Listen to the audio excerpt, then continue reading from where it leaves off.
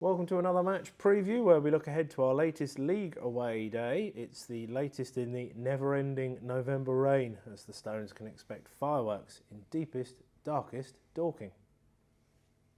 So in goal, Harrison Foulkes, joined from Eastbourne Borough back in May. Nigel, last time we faced the Stones was of course that 5-1 win from last Easter. So hoping for a repeat for him on Tuesday?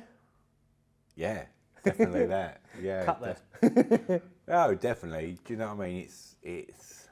We've said it before. We're now coming into these games where there's no hiding place. But we know a lot of these teams now. We're playing these teams that we've played regularly over the season. We're coming against players that were not unusual to us now. All the fans know who these players are now, and we know. You know, they had Harrison Mell there last year. He's gone off to York to join their sort of revolution. And they've got folks in, and you can't talk about Dorking without talking about Mark White, can you? He's just synonymous with the club.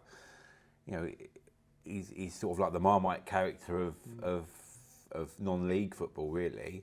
And he's just a character. I mean, loving him or hate him, he wears his heart on his sleeve, doesn't he? He is Mr. Dorking, and very similar to sort of, I think he's like one of his characters like Brian Clough was back in the day. Do you know what I mean? He's not just your normal run-of-the-mill manager, is he? You know, and he cares about the club, and you know, I've got no problem with him. But he did say, I know they won the game, they 2-1 their last game they played, but for a lot of that game they was playing against 10 men, winning under their right back in goal, and they were 2-0 up, and he comes out at the end of the game and digs out Harrison Foulkes for conceding that goal. Do you know what I mean? And it's like, you think, do you know what I mean? But these players know what he's like. You know what I mean? You know, they've got to be able to take that sort of criticism, but it's just the way he manages, isn't it? But hopefully, from his point of view, you know, he's gone in.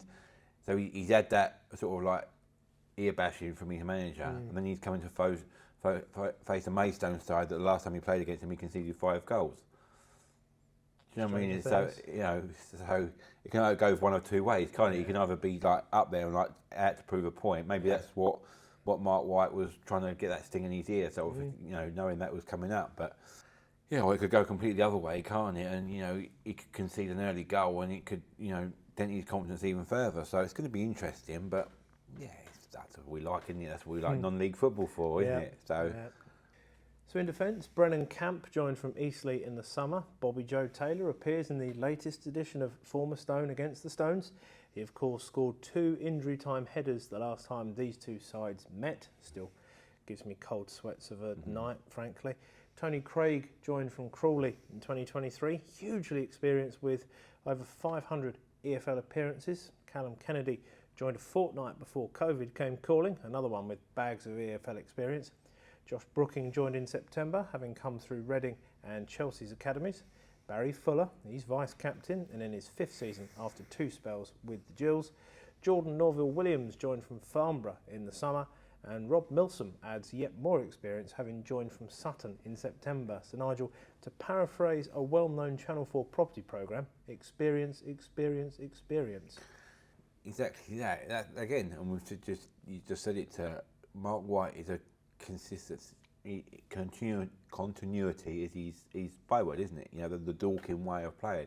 So he doesn't like to just, well, as most clubs do, with having the relegation zone and that, they go out and just get loads of players, and you end up having 60 players for the door. He's very much like, you know, you've got to come in, you've got to be part of the Dorking way, and so he repays that favour with his loyalty. So all these players, and you know, we know all of them, don't we? You know, there's no one there that we've not come across before.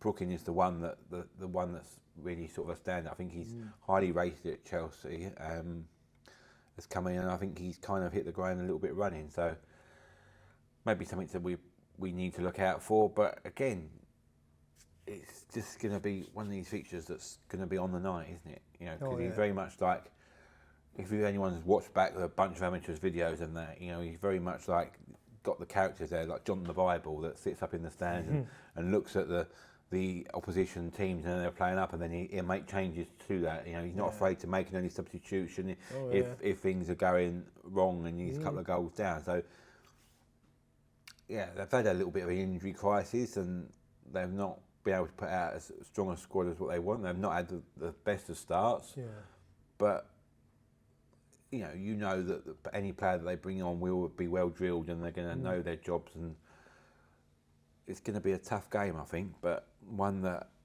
we should, as a fan base, really be looking forward to. Oh yes. So their midfield consists of Joel Brown, who most recently scored the consolation at Aveley. Dan Pybus is in his second season after joining from York City. Niall McManus is in his 7th season, having made over 200 appearances to date. Jimmy Mewett has now been with the Wanderers for 5 years. Matt Briggs is in his 9th season at Meadowbank. He is a Geordie boy and a Wallsend Boys Club graduate. James McShane is in his 6th season, having made over 200 appearances as well. He scored over 60 goals for them, including a memorable hat-trick against Notts County from their first National League season. Charlie Carter, club captain, he's been at Meadowbank for 2 years now. Josh Taylor, another member of the Ex-Stones club, he's in his 4th season with Dorking, having joined from Havant.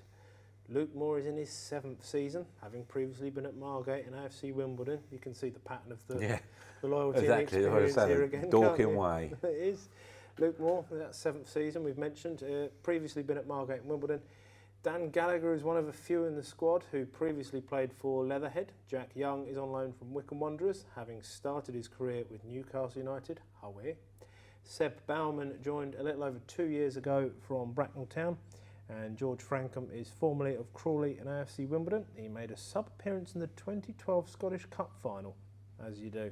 So Nigel, already mentioned it during that there, consistency, the order of the day, with literal decades worth of experience for Dorking in that midfield. Yeah, exactly, and that's not, if you can get all them players playing, that's going to hold you in good stead, isn't it? But again, like we mentioned, there were the defenders.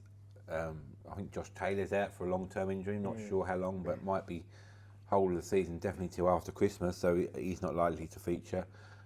Seb Bauman, another one that's been in and out of the squad, he's not had a consistent run of games, but then you've got the likes of Jimmy Mewett and Briggs, and you can run them all off, can't you? They're all there. They're all the players that Dorking fans love, opposition fans hate. It's a good proper lower league, non-league Tuesday night under lights game. Marvellous. You know what I mean? It's what we when we're coming into it now on a good vein of form, aren't we? So I don't think it's a game that I would have particularly looked forward to a month ago. Yeah. But we're unbeaten, as we'll keep alluding to. We're unbeaten away from home. We're going there with possibly our best chance of getting a result. I mean, this has now become sort of like they're localish, but it's not a derby as such. But the rivalry there between the two clubs now, it's good stuff. It's what you come to football for. Maybe a little bit of that's lost in the as you go up in the Premier League and Championship now, because football's a different game. But this is it. This is where it's all out for me. It's like the lower league levels. We had them epic battles with them against in our National South winning season. Did manage to come up with us, but yeah, it's good stuff, isn't it? It's all good stuff. So up front, Jason Pryor is in his second spell with the Wanderers, having had 2 spells with Havant. Alfie Rutherford has recently recovered from heart and knee surgeries, having previously won the National League South Golden Boot during their most recent promotion season. Reece Murphy, another one who knows how to get out of National League South, he helped Yeovil do just that last season. And Theo Alexandru came through the Stevenage Academy. He was at the club, but not in the squad, when they were conquered by the Stones in the FA Cup over there back in January. So Nigel, yet more experience, as we keep saying, but plenty of goals to boot at this level from that set there. A lot apart, Rutherford, I mean, he's had that long injury with the heart that was well publicised last season, but Pryor and Murphy, they're coming to the tail end of their careers now. They're not the sort of regulars as much as they were. So again, maybe a little glimmer of hope there for Maidstone. now we're sort of starting to find our scoring boots, and coming off the back of Saturday's game, you're going to think that confidence is high. So I think it's going to be a really good game, and I think it's going to be really a team who's going to hold their nerve, kind of thing, really, because there's a lot of like, you've got to win your individual battle, I think, in this game. I mean, whichever side each other puts out, I think there's going to be a very, very tactical game. So chances may be at a premium. So the team that takes their chances and the team that can minimise the errors should come out on top. It wouldn't surprise me if it's another draw.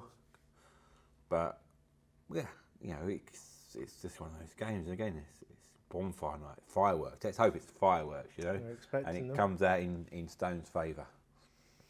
So in regards to their form, the main takeaway for me at least, their home form, very strong again. Only one defeat in 8 in the league, 17 points out of a possible 24. So we've already mentioned it now, it's going to be a hard nut to crack, methinks. Stones will take a good numbers, as they always do. They've always been close games, we've not always come out in our favour, but they're good close games, always have goals, and I don't expect anything different this time. Just hopefully the result is in our favour. Well, talking of which, Dorking certainly have the upper hand in this fixture. Only one win in 8 for the Stones, with Dorking winning the last 4 in a row, including that painful late loss in December 22. Nigel, your frustration from that night has hopefully dimmed somewhat since then? Yeah, but I mean, I think the fact for me was it was Bobby Joe Taylor that got the goals, and it was the fact that 2 headers. It's like Bobby Joe Taylor, like he's not exactly the tallest of players, is he? And he out jumped Joe Law at the back post there. It's like, do you know what I mean? We played so well. Again, sliding doors moments, isn't it? We wasn't really in the mire at that point, and we was in and around them. I think if we'd have won that game, we'd have gone above Dorking in the table, but we didn't, and they were the ones that sort of went up and finished mid-table, and we just couldn't buy a win from that point, could we? So, that's what we were saying. We've said it all along. These little nuances that football throws up. It's the fact that it was not just any old player. It's probably Joe Taylor, our hero from the National League South playoff final. Do you know what I mean? It's much loved by the club, and he always gets a round of applause when he comes back here. But he popped out with those goals right in the last minutes of the game. It's just like, I think was it Reece Brennan got sent off in that game as well? Yes, definitely did. For 2 stupid yellow cards, really. I mean,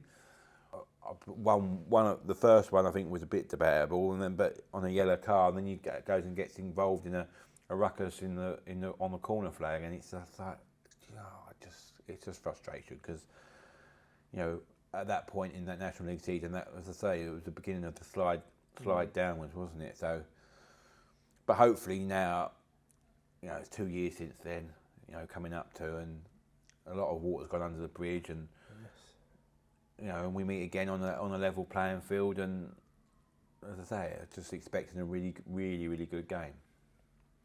And there's something special, isn't there, about playing on a Tuesday night under the lights? I think. Yes. Do you know what I mean? It adds that sort of proper lower league sort of feel about it, I think, and hopefully, as I say, hopefully we can turn it in our favour and continue this little bit of a feel-good factor we've got behind the club at the moment. So if you can't make it on Tuesday night, we will both be there for Stones Live from 7:30. You'll see us on the Hot Take, and then hear us on the highlights once they go online. Remember, the 5th of November, we certainly hope the Stones will do that for all the right reasons come Tuesday. So thanks as always for watching the latest preview. Like and subscribe on YouTube and wherever you get your podcasts, of course. See or hear you for our next preview ahead of the Hornchurch game. And as always, come on, you Stones.